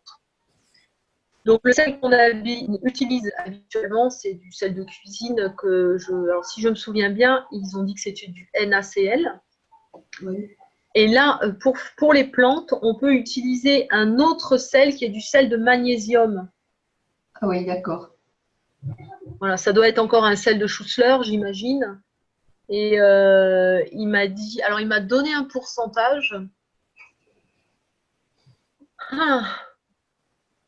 Je crois, je me rappelle plus. Peut-être que Adrien ou quelqu'un là, je vois qu'on a nos amis roumains qui sont là. S'ils se souviennent du pourcentage de sel qu'on peut utiliser dans le... je crois que c'était peut-être 2 tiers, 1 tiers, je ne sais plus. Qui c'est qui a fait ce trait?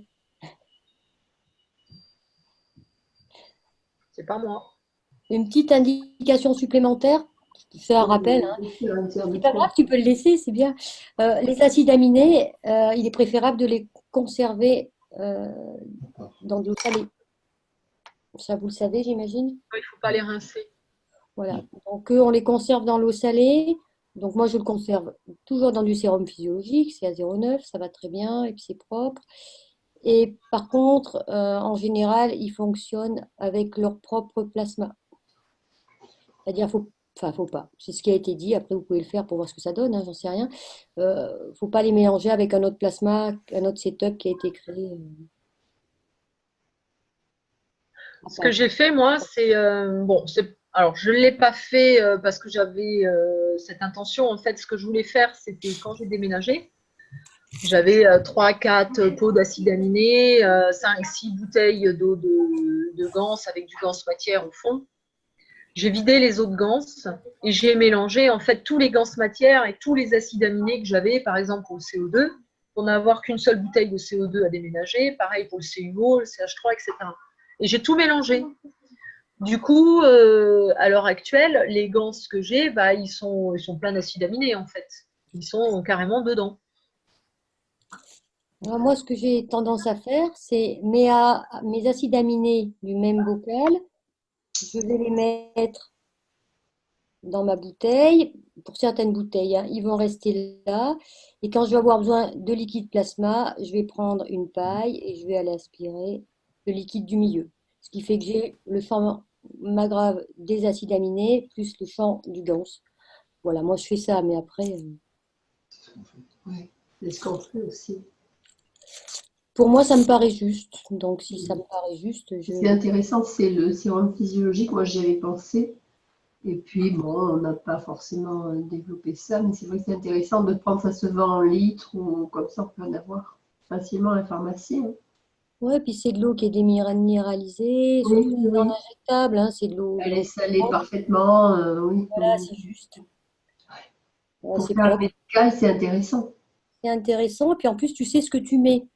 Oui. Parce que quand on prend de l'eau de mer, alors c'est bien aussi, j'ai fait des ganses à l'eau de mer, il n'y a pas de Mais problème. après, pour le doser, c'est moins facile quand même. Je laisse le dosage de l'eau de mer quand je fais des ganses à l'eau de mer en règle générale.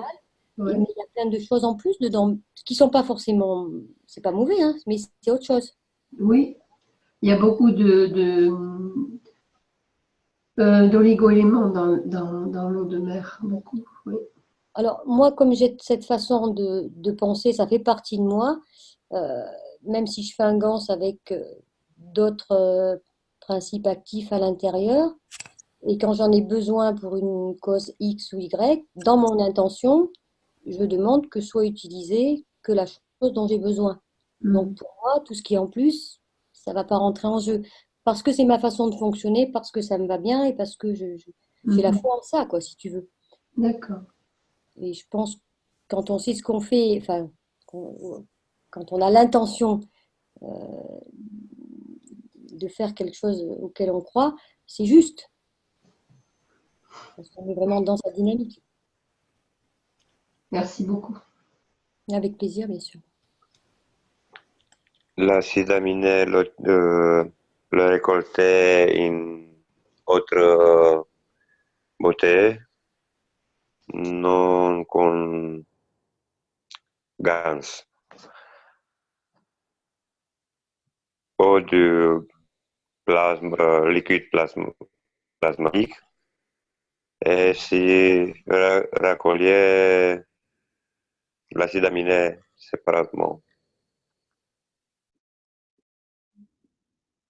On peut faire ça aussi. Mais moi, j'ai certaines bouteilles où bon, bah, je fais comme ça. Comme ça, j'ai les informations des deux et je prends mon liquide ici. Après, alors le protocole qui est enseigné, effectivement, on sépare les acides aminés, on les met dans un liquide salé. On fait une autre bouteille avec simplement, ça c'est le protocole. Hein. Après, on fait le protocole. Donc, hop, le ganse va être dans la bouteille de ganse. On va se servir du liquide plasma et du liquide d'acide aminé du même ganse. C'est ça que tu veux dire? Oui. Ok. Merci beaucoup. Ça, c'est le protocole. Mais moi, pour certaines bouteilles, je fais comme ça. Et ça, c'est mon protocole. Mais comme il me paraît juste. Tu fais la gradiente, l'acide aminé et le gans. Tu avais dans la chambre plasmatique de la différence. Ici, tu as un champ plasmatique de la différence des deux. Oui, Ok. l'utiliser les neutrons. Je vois ce que tu veux dire. C'est juste aussi, bien sûr.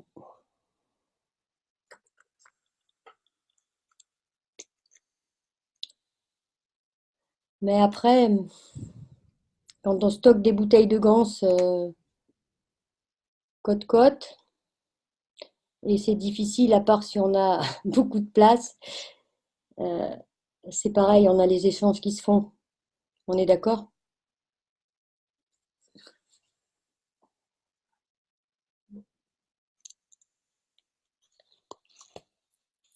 Oui, Ouais. Moi, je vous dirais, faites au mieux, quoi.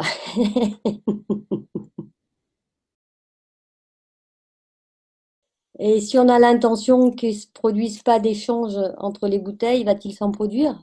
Et là, pareil. Ça, j'ai pas la réponse, j'ai que la mienne, quoi. Gaz de gaz. Ah, ganse de ganse. Ouais. Au milieu, là, on a un ganse de ganse, effectivement. Enfin, en tout cas, un champ de ganse de ganse. C'est ça? Oui, Ouais. Donc, si on met une autre bouteille là, on récupère un liquide plasma de ganse de ganse.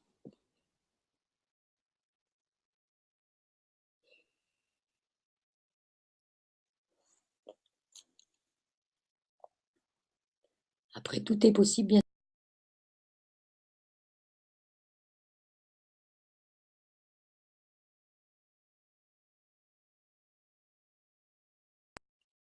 Et tout dépend ce qu'on veut faire.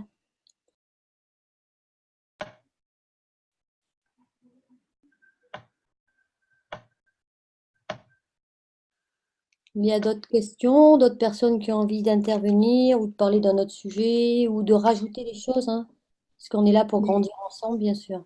J'aurais une petite question encore. C'est les gants, quand ils sont faits, ils sont fermés dans un bocal, est-ce que, en verre, oui, un bocal en verre est fermé, est-ce qu'on peut les laisser en présence les uns des autres ou pas? Parce que c'est la question de savoir comment les espacer, etc.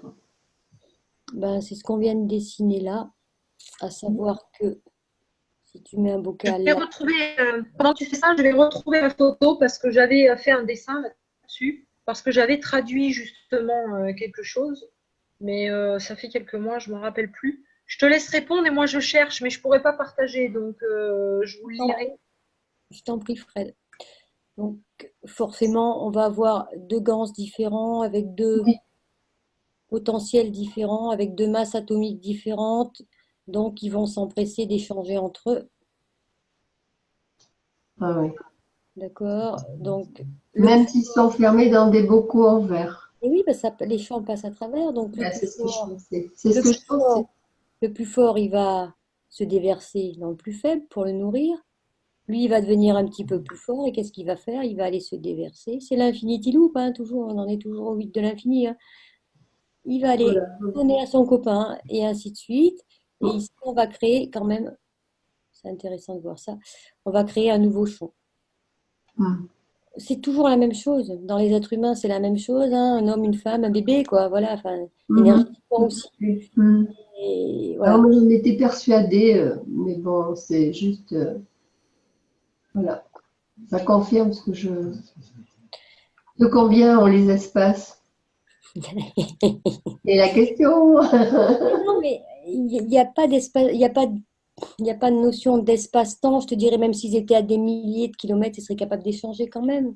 Bon, alors donc, notablement, on fait quoi? Bonsoir, c'est Monsieur Kesh, une fois dans un truc, il avait dit qu'il fallait se passer au moins de 5 mètres. Eh ben, on observe ce qui se passe, quoi, si ça change dans les bocaux.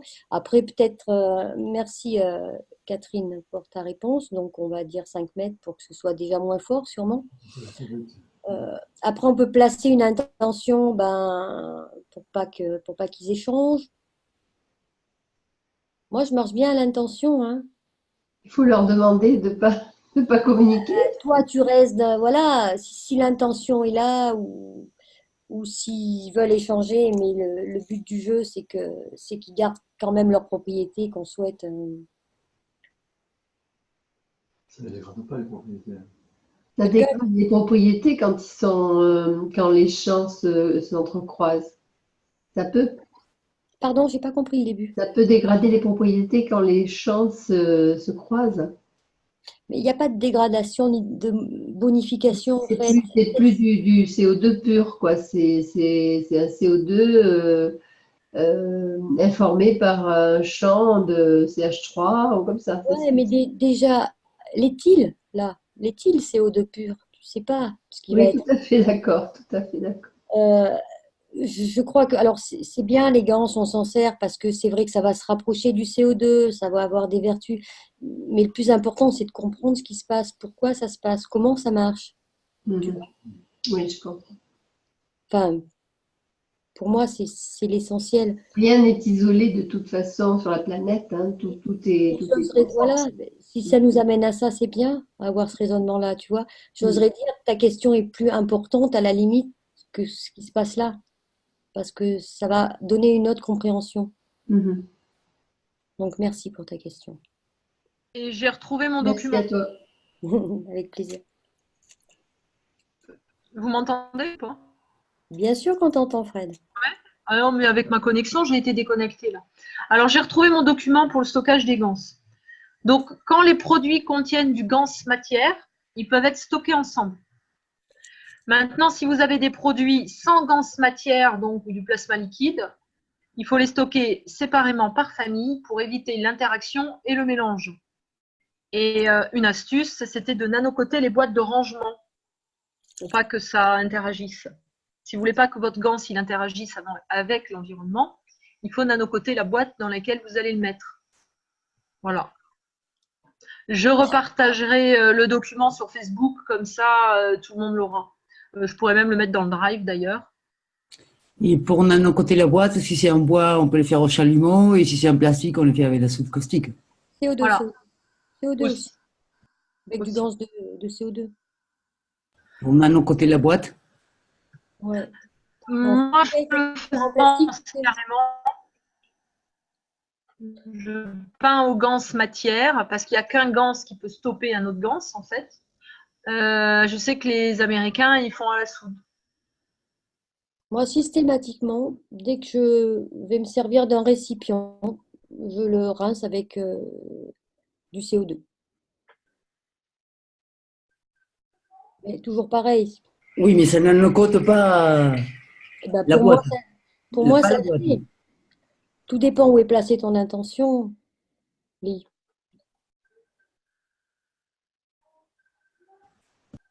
Tu peux nanocoter con feu, con caustique, con la hydroxyde de natrium, de potassium, et plasmatique. Tu avais les gaz dans la bouteille et interagit avec la matière du bol, du contenitore. Ouais, le récipient. E si nanocode da solo.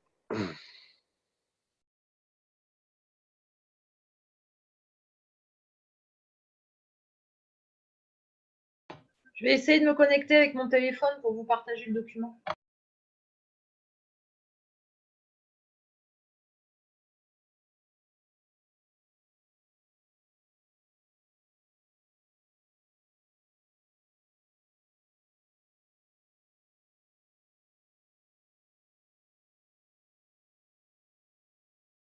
La meilleure réponse reste dans l'expérience, hein. Mais dans votre expérience propre. C'est le plus important en fait, expérimenter. Ah, c'est beau.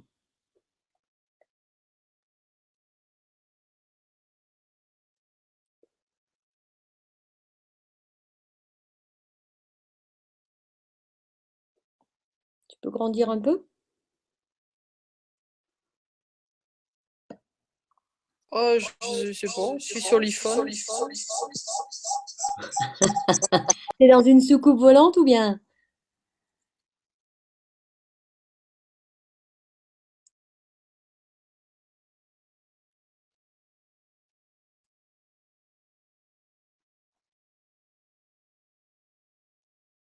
C'est mieux? Ah, cool. Il va falloir que tu montes tranquillement, mais c'est bien. Stockage de GANS. Produits contenant du GANS matière peuvent être stockés ensemble. Donc là, on ne parle pas de liquide, hein, on a juste le GANS matière sans liquide plasma.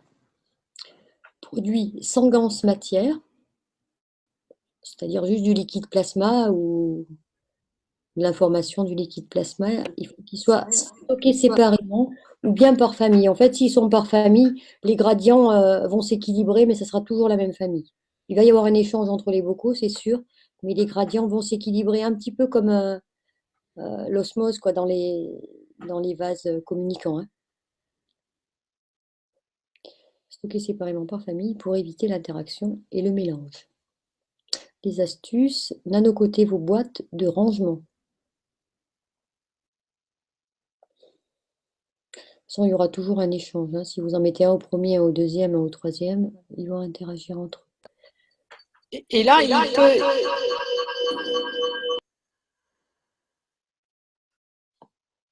C'est beau ces effets. Ah, Fred a disparu. Et c'est normal.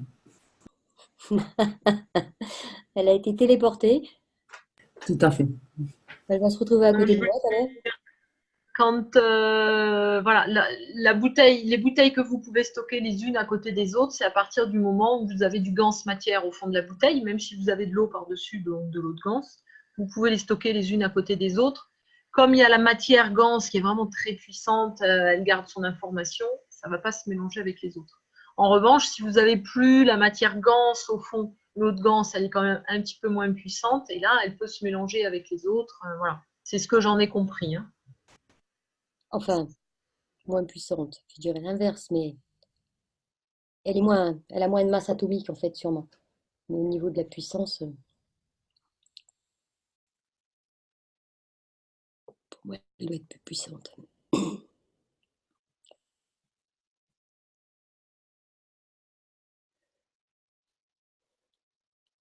Sur le GANS en poudre, Fred, tu as des choses?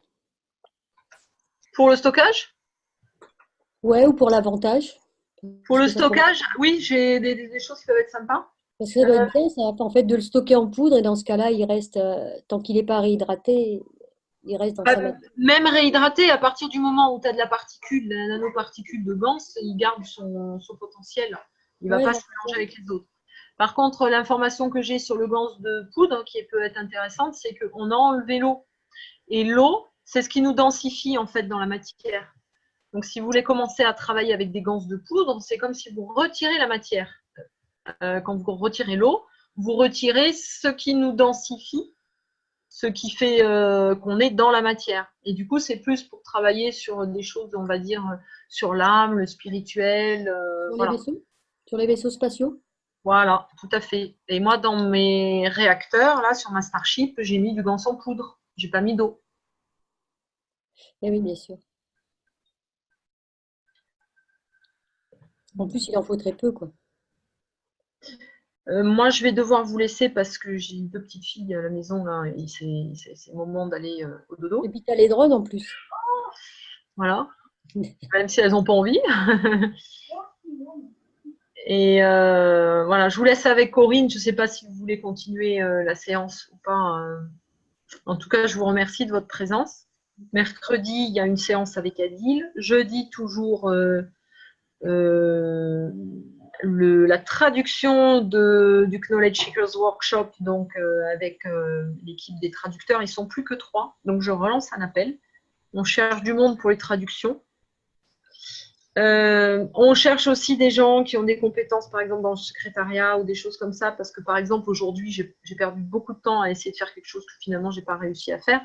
C'était transformer un fichier Word en PowerPoint et puis insérer des bandes audio dedans. Donc ça, je n'ai pas réussi. Bon, finalement, on vous a présenté la séance comme ça a été ce soir. Mais voilà, pour vous dire même si la personne ne parle pas anglais, si vous avez envie d'aider, on trouvera certainement quelque chose à vous faire pour filer un coup de main. Et puis samedi prochain, donc on se donne rendez-vous pour une autre séance sur l'agriculture. Merci à vous tous et très belle soirée à vous. Merci à toi, Fred. Bonne soirée à toi. Moi, je voulais juste rectifier un truc. J'étais en train de lire le chat. Je vois pas de questions, mais par contre, je vois que j'ai fait une erreur. Marc, tu as le micro, Marc? Oui, Ouais, ok. ZNO, j'avais dû le mettre sur la plaque. oui, c'est ZNO tout court. Effectivement, je suis vraiment désolée. Donc, je Tout le rectifie. monde avait J'avais dû marquer rectifié. ZNO sur la plaque pour marquer zinc. Et en fait, le zinc, c'est ZN. Bien évidemment, c'est pas ZNO. Merci, Marc, de ta... Il n'y a pas de quoi. Non, super, merci infiniment.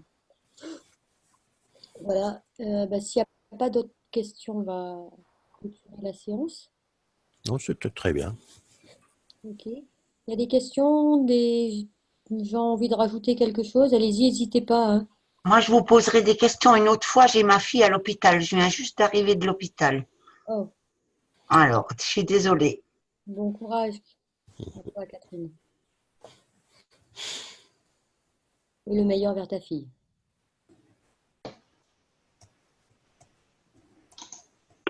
Mais merci beaucoup pour cette invitation. C'était très, très, très intéressant. Ouais, merci. Merci. Merci à toi aussi.